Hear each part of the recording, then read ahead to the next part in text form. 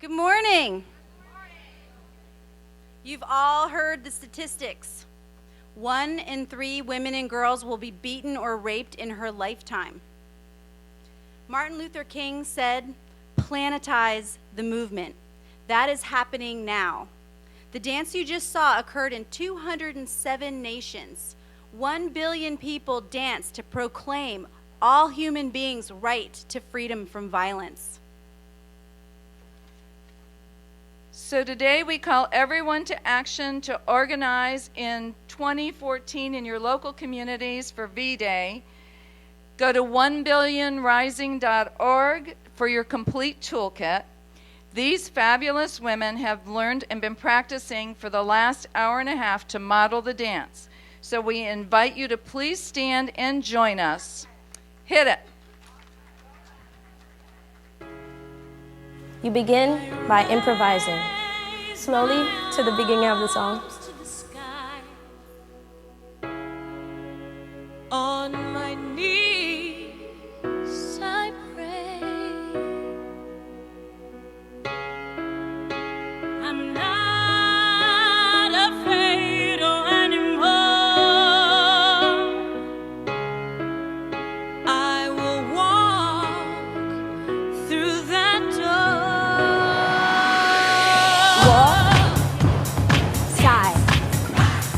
Walk, party. Box step, box step, and down, up, down. Box step, down, up. Cross, open, cross, cross. Back, forward, flat.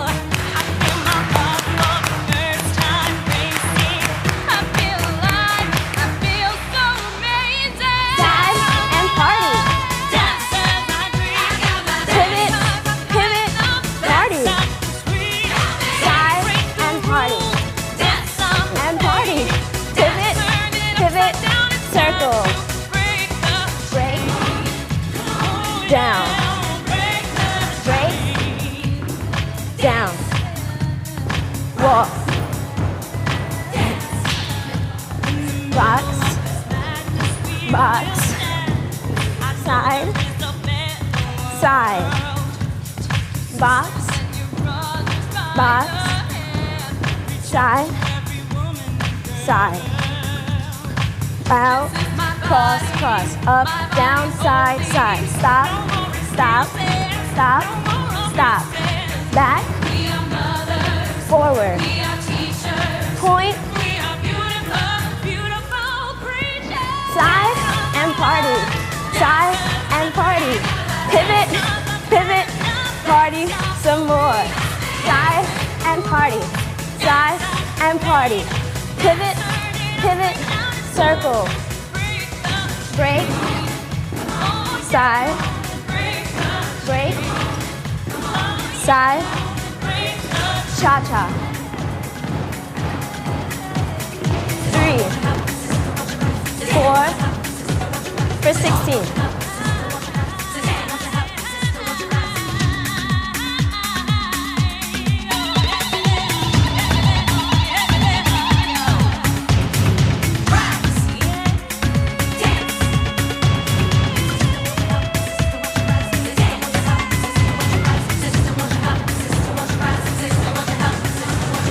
Body, cross, cross, up, down, side, side, stop, stop, stop, stop, back, forward, point, point, point, point, point, side and party,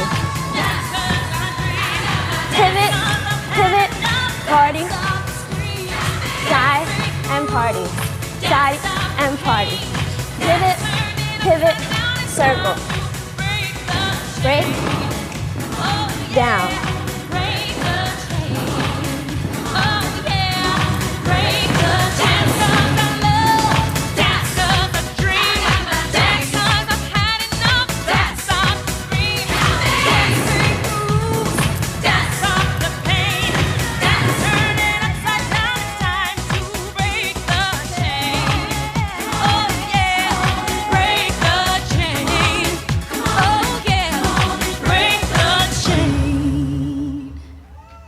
Oh, 1 billion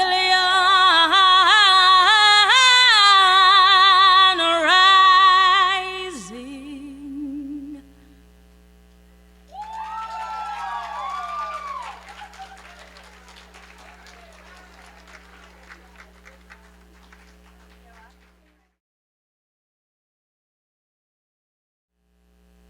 Now, I'm Carol King, the chair of elections. I did a great job, didn't I? And the rest of the elections committee, where's the election committee? Would you stand up, please? Everybody worked so hard getting ready for this election. I think we should just go ahead and have it anyway.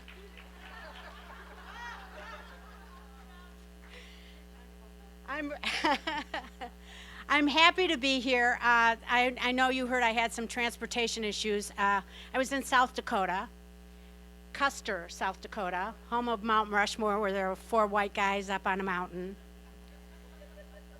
I didn't go see them. I went to see family. So anyway, I'm happy to be here in beautiful Chicago. I haven't been here in a while. It's great. Thank you.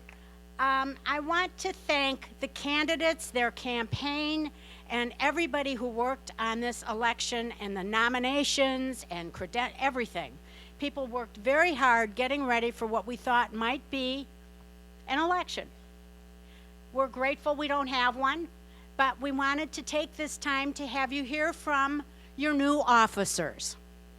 So first of all, I want to introduce our old and new, current and future president. I think this is great that they wanted to take this opportunity, even though they don't have to, but wanted to take this opportunity to have this kind of discussion with you, to talk to you about the future, what they envision, how things will move forward from here, because as we all know, this is a really critical time for us, for the planet, for everything we care about. So I think it's really important that we hear from each one of them, and we ask them questions, and we are there to support them as we move forward. So without anything further, I want to introduce Terry O'Neill.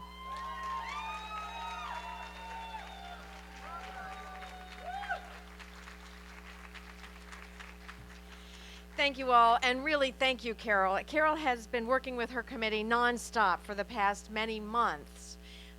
And so the real work really takes place primarily before the conference even begins, and your committee has just done an amazing, incredible job, so thank you.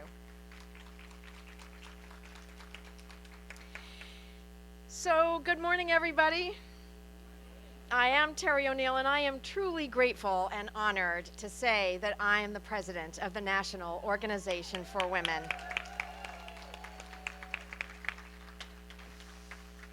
I want to ask everybody in the room to do something that actually speakers very often don't do. What I want you to do is, if you have a smartphone or if you have a tablet, I want you to get it turned on, get it ready to use.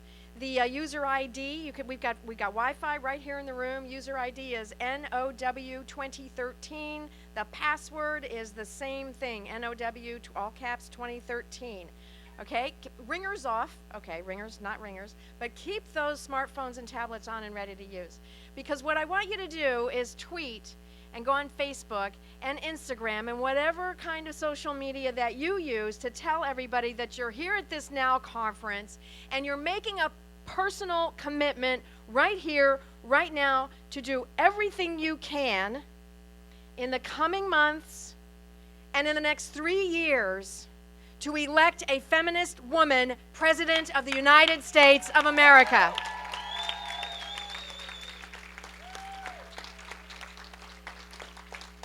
And really, not just any woman.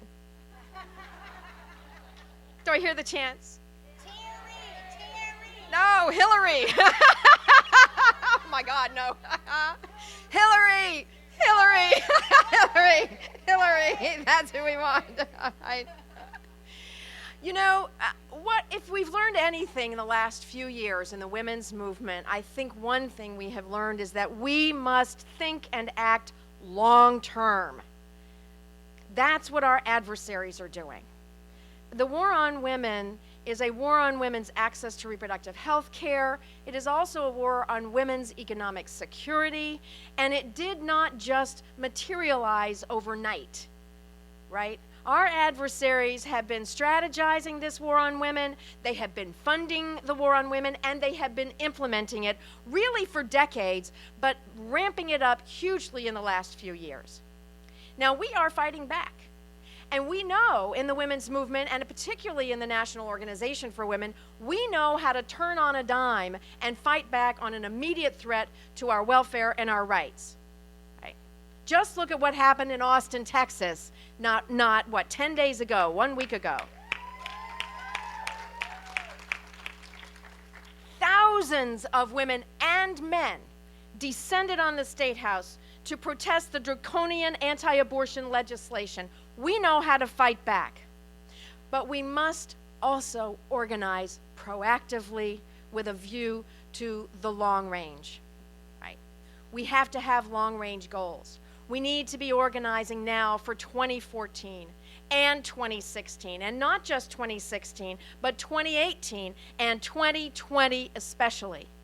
Because in 2020, that's the year that we will elect elected officials at the state level who will redraw congressional districts and state legislative districts, and we need to be in the driver's seat when those districts get redrawn.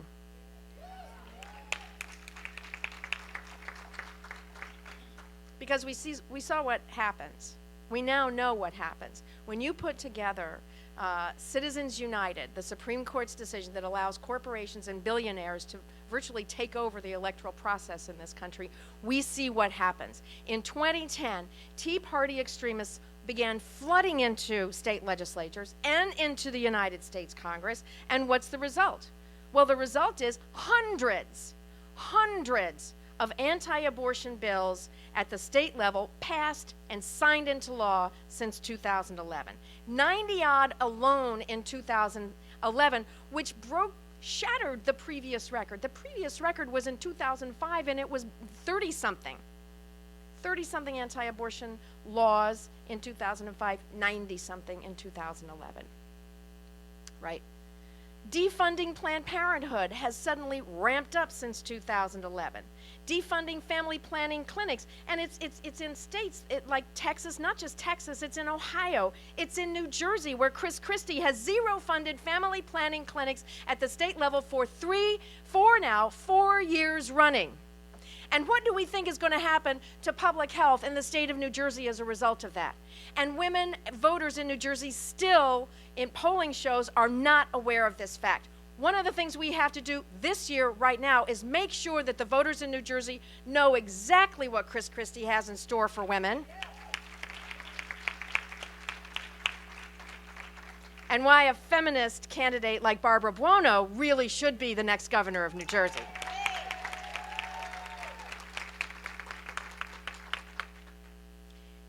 The war on women is being waged on the economic front as well, right? In the United States Congress, the Republican-controlled House has passed budget after budget after budget that wages war on women's economic security by cutting funding to programs that disproportionately serve women, right?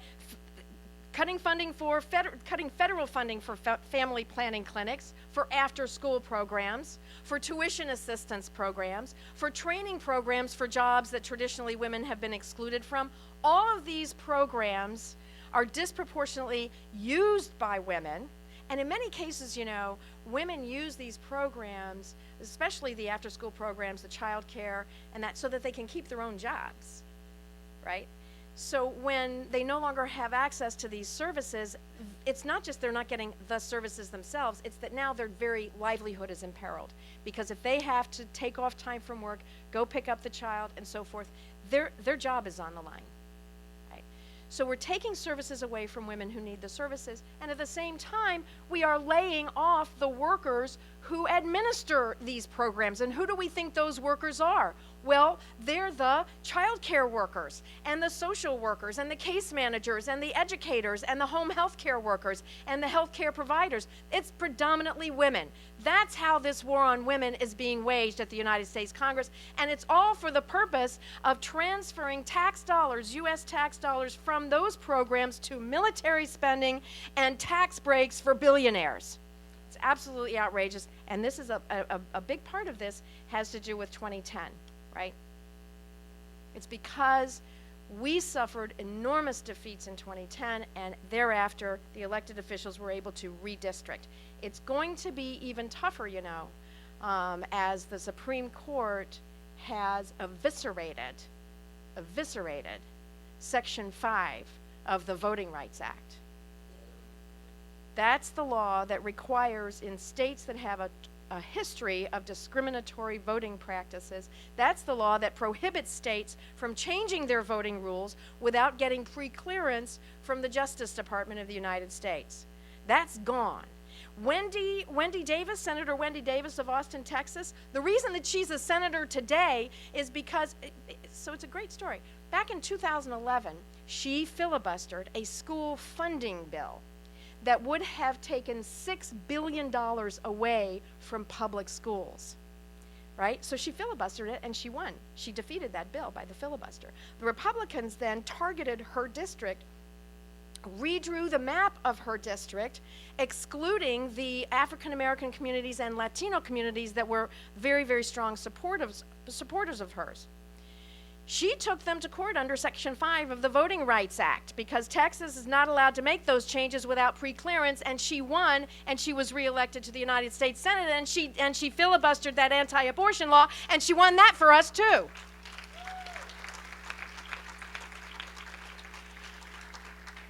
Yesterday, Reverend Jesse Jackson made the point that the civil rights movement and the women's rights movement are interconnected. And in fact, the rights that we fight for are interconnected. And that story about Wendy Davis, I think, is a poignant reminder of how the women's rights and civil rights movements, everything we work for helps all of us. And we need to keep that going. So one of the things that I want to say is, as we look to the long term, as we look to elections in 14 and 16 and 18 and 20, this is what we need to keep in our minds. Never again another 2010. Another 2010. Never again another 2010. Never again another 2010. Another 2010. I know, it's hard to know when to stop. And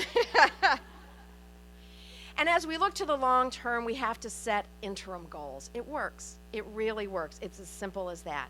In 2012, for the 2012 elections, an ALPAC set a goal of saving the Senate. The House of Representatives, we calculated that we were not going to be able to take back the House of Representatives in 2012. We wanted to make inroads, but we did not believe that in the end, we were going to do that. But we knew we had to save the Senate. It's only the United States Senate that has stopped some of the worst excesses of what's going on in the United States House of Representatives. And we succeeded, right? We did. We did. We elected the first openly lesbian United States Senator, Tammy Baldwin from Wisconsin. I almost said Duckworth. We elected Massachusetts' first woman senator, Elizabeth, I know I'm blanking on it. Thank you, Elizabeth Warren of Massachusetts. We defeated Todd Legitimate Rape Aiken in Missouri. And we defeated Richard, pregnancy from rape is a gift of God, Murdoch in Indiana. We now have 20 women in the United States Senate, and we have more women's rights supporters in the U.S. House than we had in the previous Congress. Not a lot more, but more, right? And it's not enough.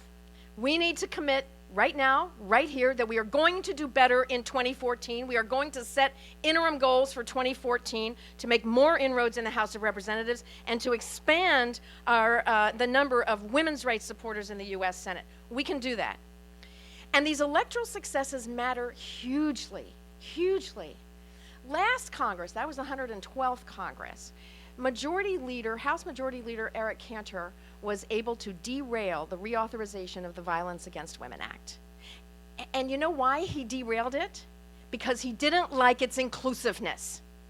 He didn't like that the reauthorization included protections for Native American women who experience rape on Native American lands at a much higher rate than women in the rest of the country. He didn't like that it included protections for immigrant women, or for communities of color, or for women on college campuses, or for LGBT victims of intimate partner violence. He didn't like any of that inclusiveness, and he made sure that the Violence Against Women Act was derailed in the 112th Congress. Right? And then we had an election. And here's why elections matter. The 113th Congress has enough more women's rights supporters, especially in the United States Senate. One of the first things the Senate accomplished in the 113th Congress was passage of the inclusive Violence Against Women Act reauthorization. Happened just like that. And then it was sent over to the House, and here was our argument to the Republicans. Don't you think that the 2012 elections have shown you that the Republican Party has a problem with women, specifically on the issue of rape? Don't you think if you want to rehabilitate yourselves a little bit with women voters, that you might maybe support the inclusive version of the Violence Against Women Act reauthorization? And guess what? That was in January that the new Congress took its seat. The Violence Against Women Act reauthorization, the inclusive version, was passed and signed into law by spring. Elections matter.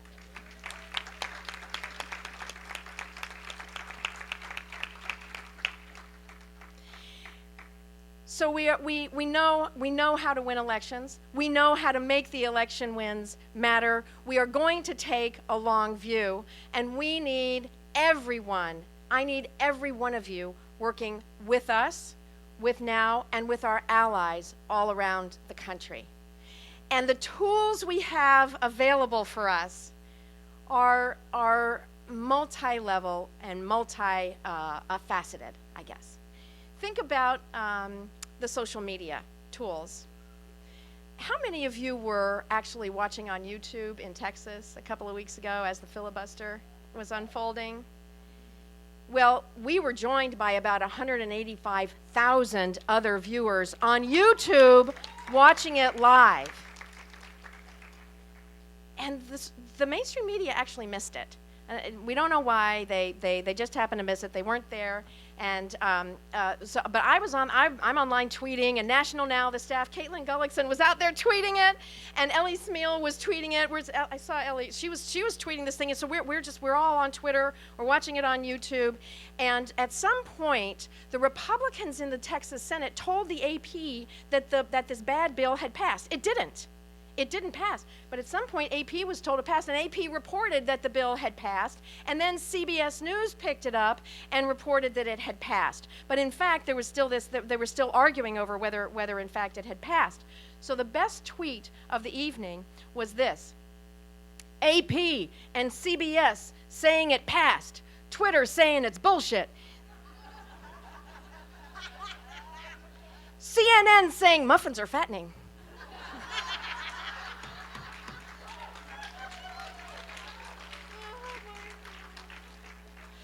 And honestly, the social media piece of that was that we were reinforcing the thousands of men and women who were in the rotunda at the Capitol, at the State House in Texas.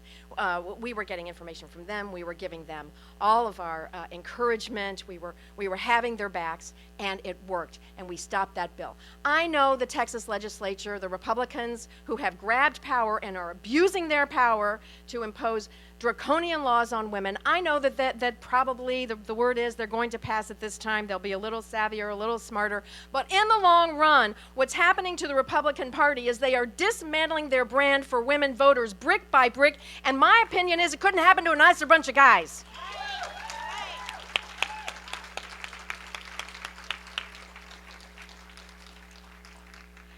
So I'm being told by Rebecca that my time is up, and I just want to give you a couple of just a view. You've seen in workshops what the National Action Center has been doing and is planning to do. We have a long-range national action campaign to break the Social Security glass ceiling. Social Security is essential to women's economic security. We are going to make sure that there is a caregiver credit, that there are minimum benefits for women who work a lifetime at low pay with no benefits. We are going to make sure that it is funded by fair taxation so that billionaires pay just as much, the same rate for their Social Security that ordinary workers pay for our Social Security. We have a long-range, multi-level, multi-tactical campaign that we're calling Let Them Put a Ring on It. We intend to pass the Respect for Marriage Act.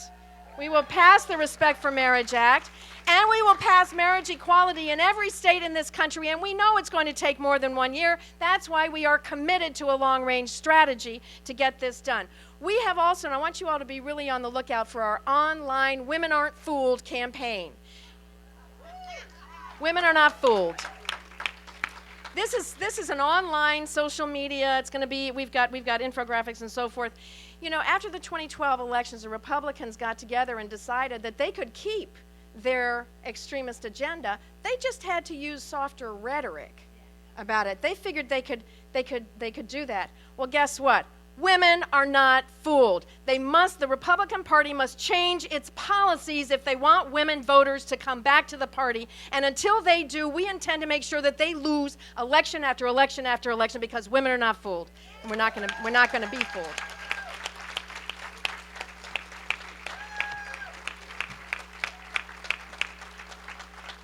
And finally, I want to encourage all of you to come to Albuquerque next year. Next year, the annual conference will be in Albuquerque, New Mexico. It will be a Women of Color and Allies Summit Conference. We are going to be working with women of color organizations, allied organizations, looking at the role of race and racism in policies throughout the country. We are determined to become a radically, radically inclusive organization in now.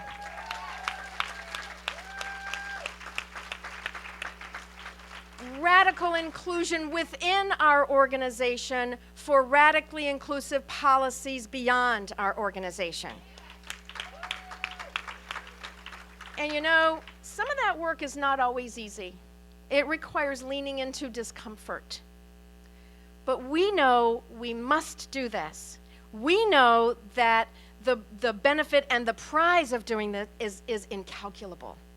We must be standing in solidarity with every single one of our sisters around the country so that we can achieve true equality for every single woman, no matter where she comes from, no matter what she looks like, no matter who she loves.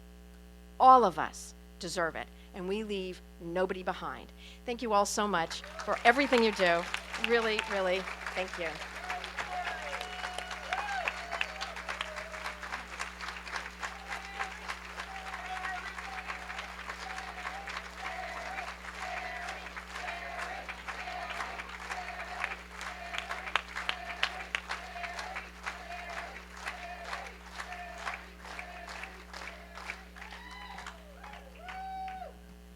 Well, I'm learning. I took a picture and posted it on Facebook.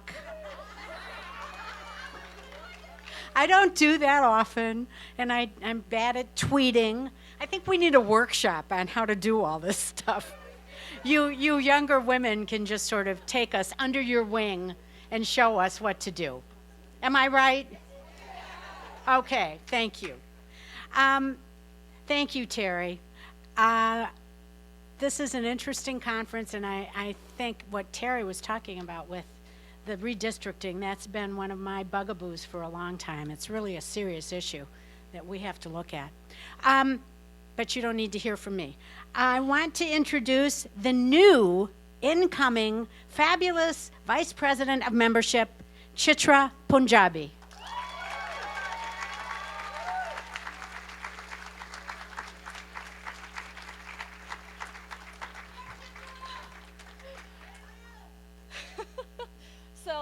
I actually whispered in Terry's ear as I was coming up here that she's a really hard act to follow.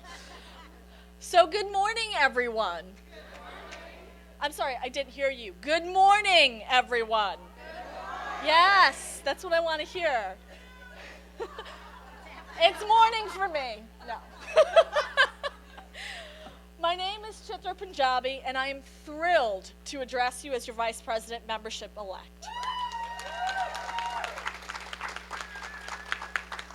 I am eager and passionate about putting my skills and energy into making now the most effective and diverse feminist organization in the country.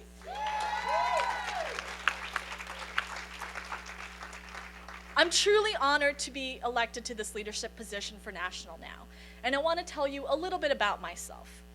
15 years ago, as a young woman living in Hong Kong, I really struggled to find a community of like-minded peers. I often felt like an outsider in my own conservative community that in my mind was still struggling to comprehend the changing roles of women in our society and our value as equal and full participants. My parents were immigrants from India and had been raised to respect each other, but were expected to follow very specific gendered roles. My mother was often told as a young girl that she was to be seen and not heard. She could not be opinionated or express her frustrations. She was told that an education beyond high school was not a possibility. My father was always expected to be the breadwinner and was told that he would not be respected as a man if he couldn't provide for his family. When people hear this, they often wonder how I found my feminism. I like to think that feminism found me. When I was about 3, I threw a terrible tantrum, as most 3-year-olds are wont to do, during a celebration of Raksha Bandhan, a Hindu religious holiday commemorating the protective bond a brother promises to his sister. My brother received a simple ceremonial thread signifying his bond to me, and I received a toy Polaroid camera that actually clicked, flashed, and spit out neon-colored plastic Polaroids. Cool, right? Yeah. You can imagine my parents' bewilderment as I screamed and cried that I wanted a thread just like my brother.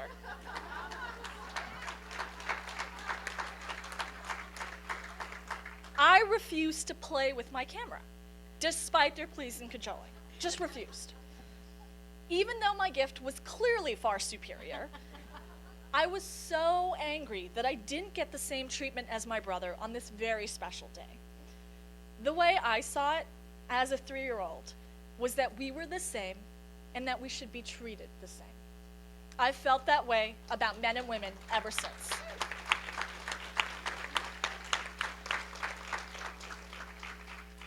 When I left home to go to college, I was exposed for the first time to so many different progressive ideas and identities, which only further solidified my belief that feminism would be and continues to be the guiding compass in my life. When I arrived in the United States 5 years ago to start my graduate studies in women's studies, the practice of feminism was an integral part of who I was. But I was a stranger in a new land, and I needed to be part of a community that understood my beliefs and a community to make me feel like I was home.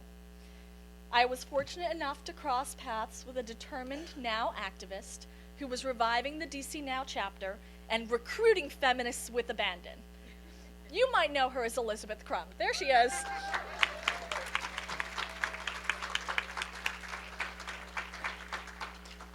I became a Now member after only being in the country for 3 months. I was active and engaged immediately. One of the first actions I organized was the DC Now commemoration of Roe versus Wade.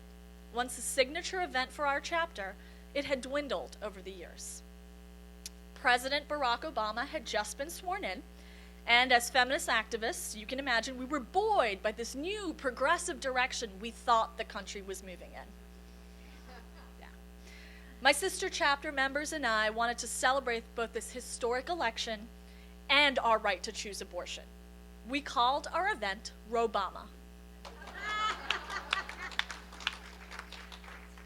I reached out to other pro-choice feminist and progressive networks in the DC metro area to join us in our vigil on the steps of the Supreme Court and for the event afterwards. We were overjoyed to see that this action was so well attended that we even ran out of food and drinks afterwards. Of course, the following year, we were better prepared. We had successfully revitalized this action, ensuring that many more activists attended, reaffirming our faith in the feminist fight for reproductive justice, while recruiting new members to our chapter and new activists to our cause. It was an uplifting and incredibly proud moment in my life. And there was no better banner under which to organize than that historic and incredibly significant banner of NOW.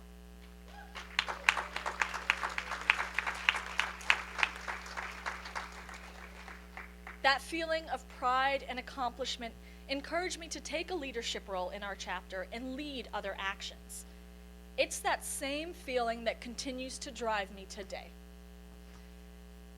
As Vice President membership, I will work with you to ensure that you have the access to the resources, training, and support you need to lead successful actions and create an environment that encourages and expands our membership.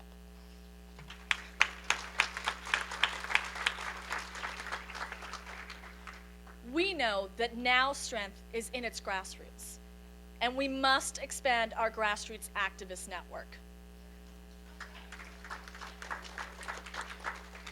I firmly believe that in order to grow, NOW must have a visible, highly engaged presence in offline and online spaces. As NOW activists, we're used to the visible, concrete actions that have been hallmarks of our movement: marches, protests, community organizing, sit-ins, and lobby days. But a shift is taking place that we cannot ignore. Increasingly, communities are organizing online. To be the premier feminist activist organization we strive to be, NOW must engage more deeply in this important space.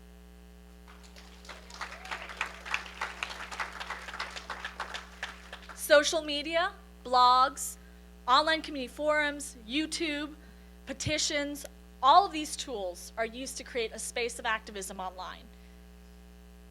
We have to be better at using those tools to our advantage, both locally and nationally. Much in the way that we used our grassroots organizing prowess to bring over 1 million women and men to the National Mall for the March for Women's Lives, we can use that same skill to do even more online.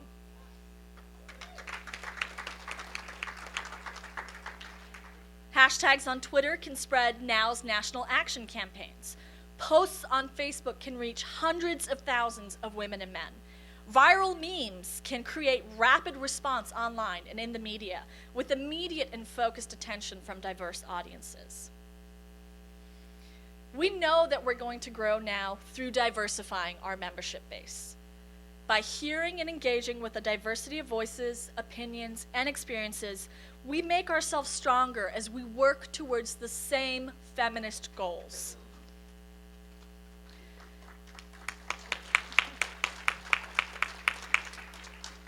As an immigrant, a woman of color, a young, experienced feminist leader, and something of a techie, I bring a unique perspective and life experience that can play a critical role in helping us reach that strength. Of course, NOW's presence online cannot be our only means of attracting a diverse audience, but it can substantially enhance our traditional outreach. I would like to take a moment to recognize the critically important work that NOW board members Jaron Arifa, is Jaron in the room? No. And Shirley Ann Rawls have done to expand our reach online. Shirley in the back there.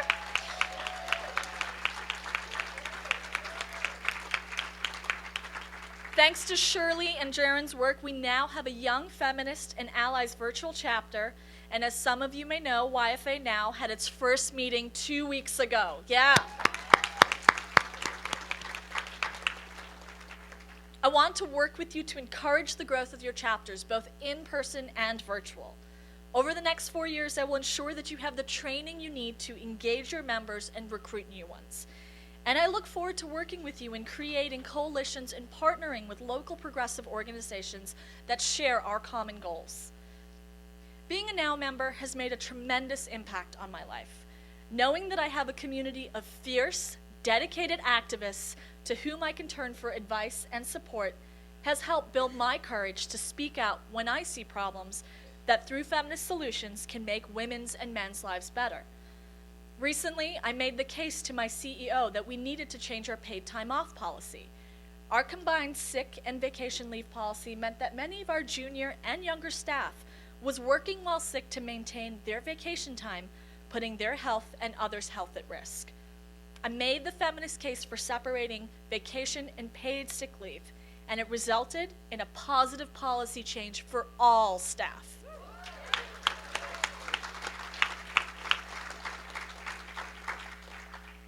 It was only through the connections that I made and skills learned in NOW that I could make such important changes at my workplace. NOW and we as members are the change agents that society needs to achieve a feminist future. I'm committed to working with you to ensure the growth and longevity of our organization in order to achieve our goal of full equality for all women. Let's do this, y'all.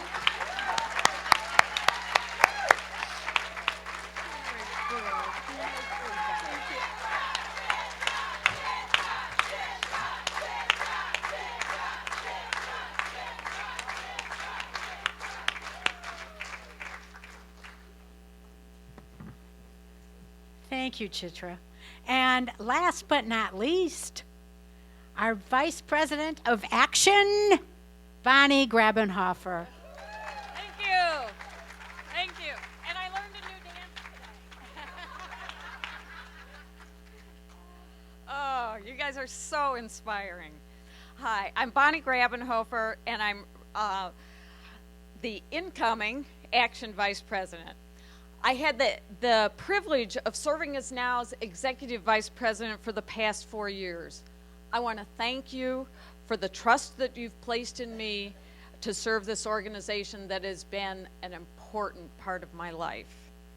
I'm from Illinois, and thank you. And it is great to be back home. I want to do a shout out to the local organizing committee for all of the work that they did in organizing this conference.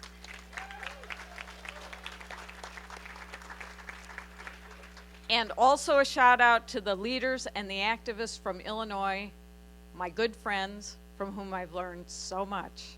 Thank you. I want Sharon. And I want to especially thank my partner, Gay Brune. She was my mentor in Illinois now, helping me to learn to be a leader, providing opportunities, encouragement, and advice. And I am fortunate and thankful for her continuing support.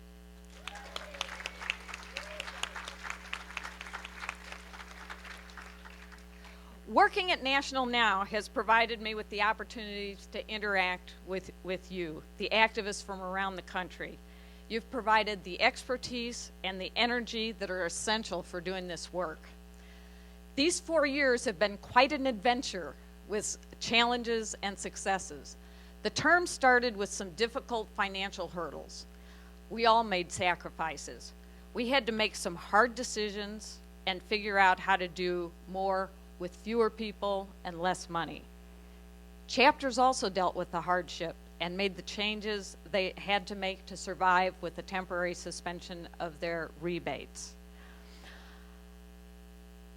And I am especially touched by the chapters that voluntarily decided to forgo their rebates and help out so much. And the chapters that went above and beyond, like Indiana Now, that funded one of the issues of the National Now Times, and Maryland Now, that when we ran out of Now rounds, now running out of Now rounds, bought a big quantity for us to share. So thank you so much.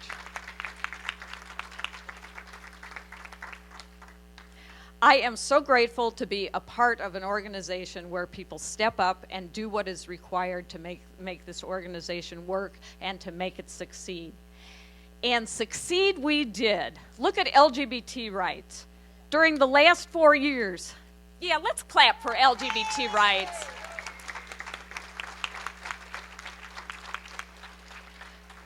During the last 4 years, we passed the Hate Crimes Prevention Act, and we repealed Don't Ask, Don't Tell. Finally. With a lot of hard work by now activists, we added a marriage equality. In the District of Columbia, New York, Washington State, Maine, Maryland, Rhode Island, Delaware, and Minnesota, and now we added California again.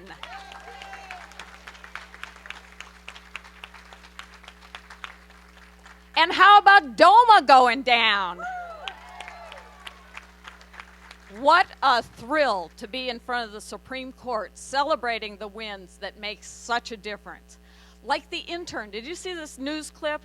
The intern who grabbed a copy of the DOMA decision hot off the printer, ran 5 blocks to where the immigration proceeding was occurring. He stopped the deportation of the spouse of a binational same-sex couple.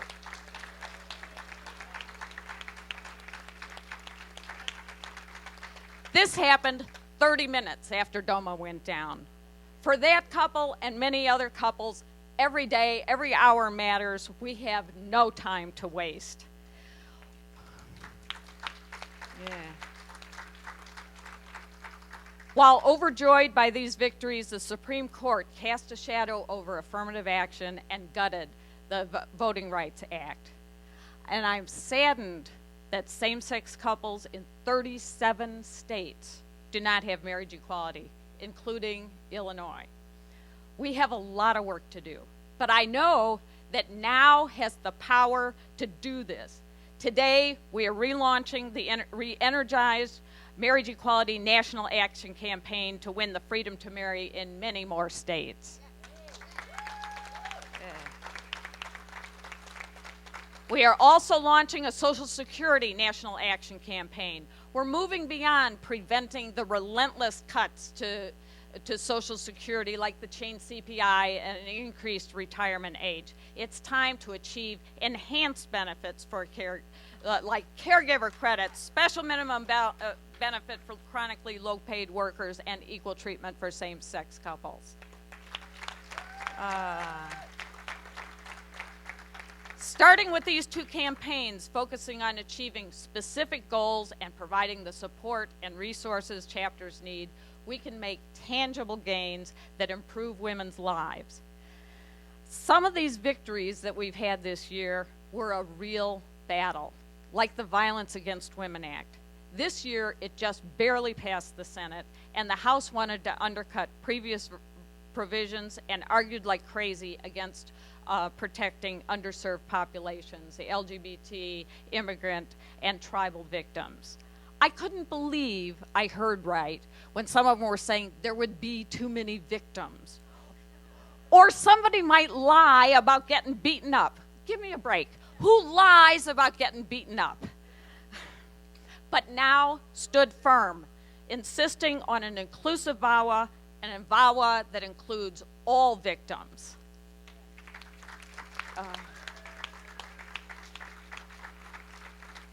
With a lot of hard work by now leaders and activists, who endlessly called and wrote their representatives, we finally passed the inclusive version of the Real Violence Against Women Act.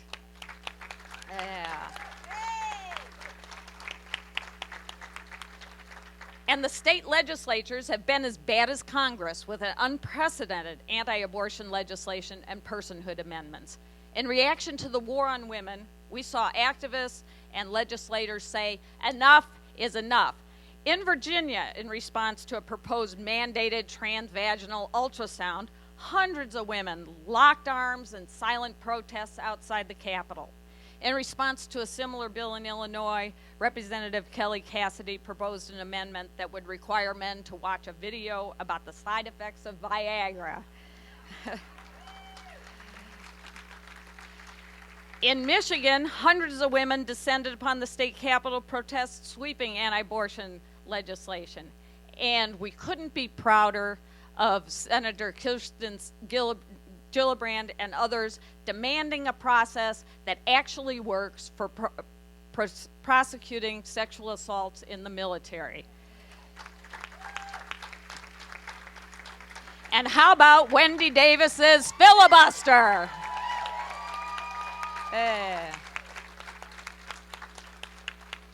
These feminists have put on their helmets and their heels to fight back in the war against women. We need to elect more like them. We added a number of feminists in 2012, and with thanks to the many activists working in local races and dozens of volunteers working for the Now PAC Save the Senate campaign in targeted races, we have elected more. In 2013 and 2014, we're expanding these efforts with the Feminist Field Force. We're going to continue to sharpen and expand our political organizing skills, focus, and capacity around now's priority issues to elect even more feminists and a woman president in 2016.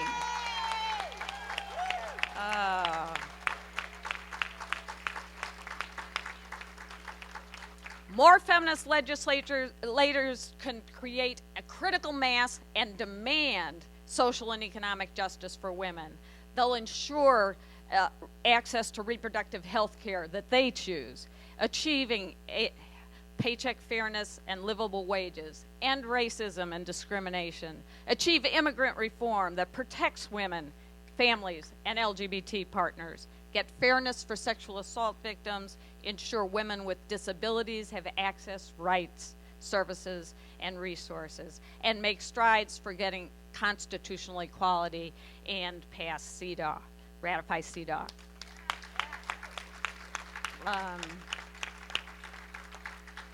To make all of this happen, the Feminist Future Now team will strengthen our organization, will support the process of modernizing Now's structure, continue to provide and improve chapter services, training, and resources, and promote diversity in Now.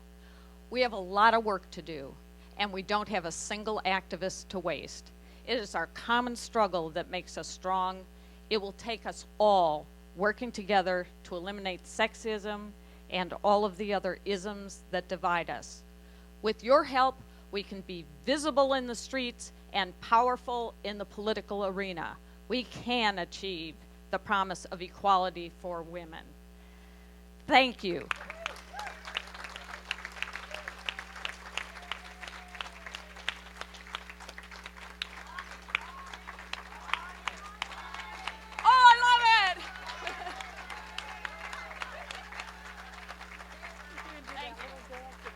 Oh yeah, that's gonna be my new signature dance. Get used to it. Best I can do. That was very good.